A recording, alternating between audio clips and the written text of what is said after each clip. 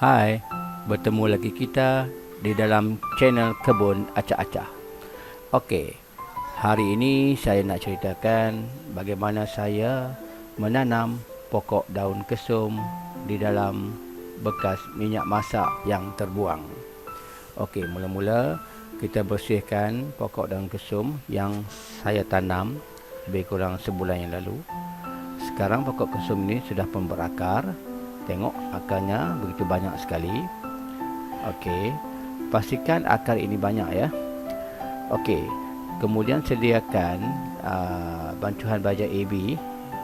Okey, bancuhan baja AB yang saya bancuh ini adalah 1958 bacaan isinya. Okey, kemudian sediakan kokopit, sabut kelapa ya, sabut kelapa kokopit. Masukkan ke dalam bekas tersebut dan pastikan akar berada dalam keadaan yang baik ya. Akar-akar pokok daun kesum tersebut. Okey. Kemudian masukkan air bancuhan baja AB yang saya bancuh tadi ya. Okey, masukkan dalam 2 ataupun 3 bekas. Pastikan ianya tidak menutupi keseluruhan bahagian bekas minyak masak tersebut ya.